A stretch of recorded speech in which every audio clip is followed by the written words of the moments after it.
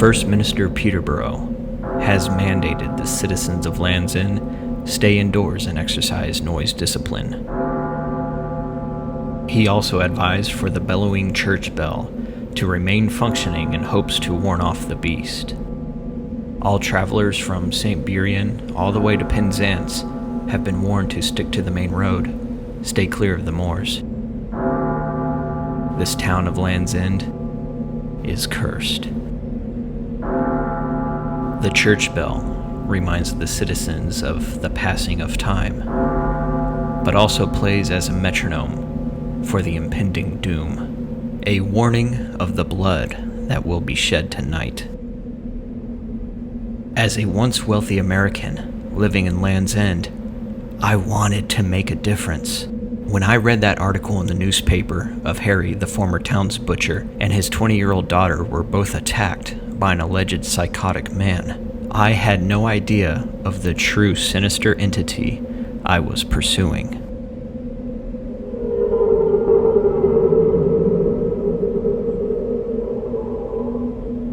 The only chance for survival you have is to adhere to its otherworldly warning.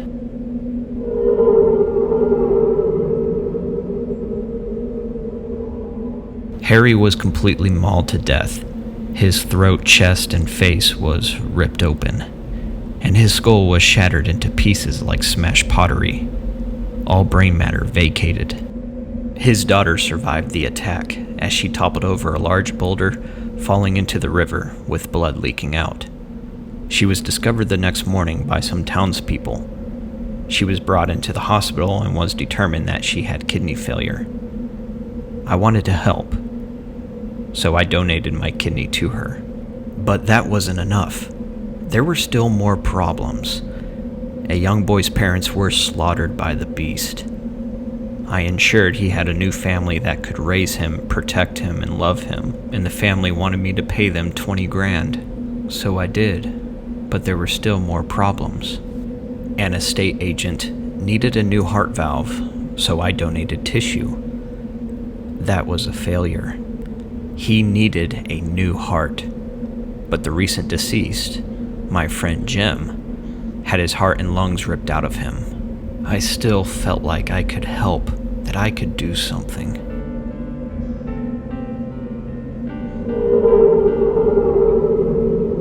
As time passed and more slaughters were on the rise in and around Land's End, it was clear that Harry's daughter was telling the truth.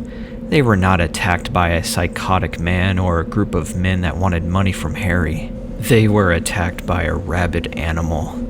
How dismissive I was to not believe her, to just doubt her for that very moment when she woke up after I donated a kidney.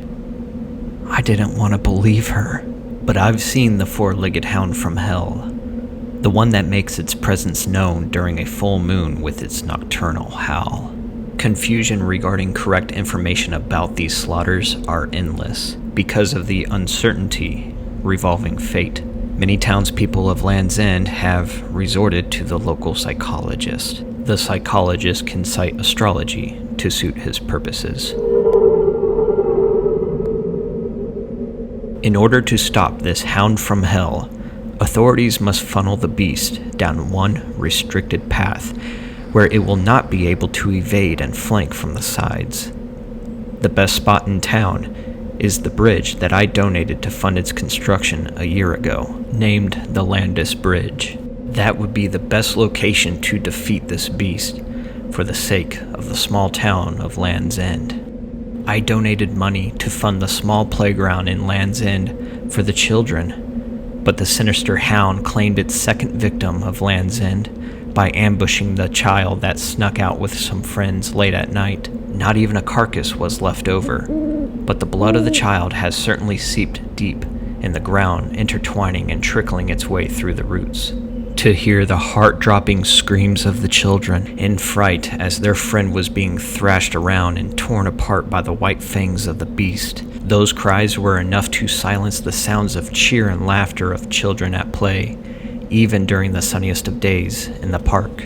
The park is the closest attack the beast has ever committed in the town of Land's End.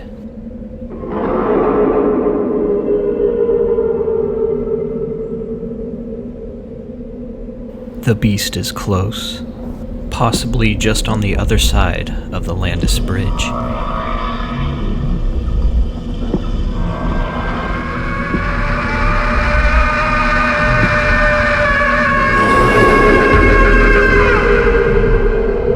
There will soon be more victims.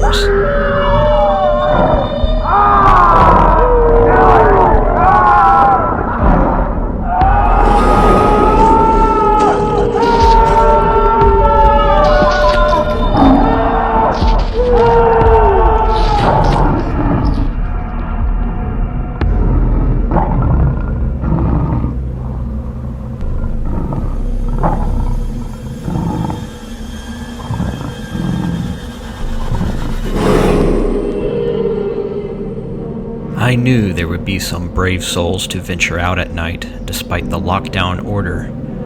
Knowing there were 2 people killed in the camping grounds just last night, it looks as though 3 friends wanted to bring the bodies back and bury them instead of letting the carcasses rot, perhaps attracting the nose of the beast. But this 4-legged hound from hell is cunning. It's as if it shares the same thoughts as humans.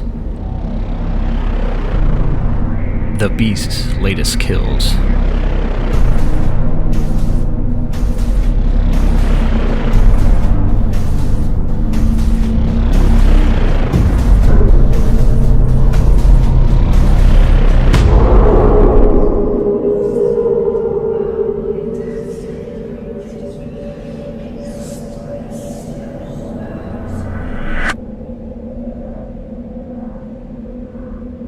I could smell the blood in the air and the recently escaped souls from the bodies entering my new world. The scuffed dirt and the smoke from the campfire that must have burned all night and day are the only remnants of recent life, with the sight of freshly killed bodies notwithstanding. Landis Bridge, out in the distance, partially obscured by the Atlantic's ghostly cold marine layer. When the men who worked on that bridge, the ones who touched the hot steel during the long summer days, and would feel the cold steel during those short summer nights, never once did they think that what would cross the bridge would seal Land's End's fate. If anything, the Landis Bridge would provide a more solidified path to allow heavier and more automobiles to cross, allowing the entire town of Land's End to flourish with more resources and visitors. The Landis Bridge was successful at being just that. Upon its completion in August, the bridge allowed the townspeople of Land's End to live in excess. But now, the Landis Bridge is a gateway for hell. I just wanted to help.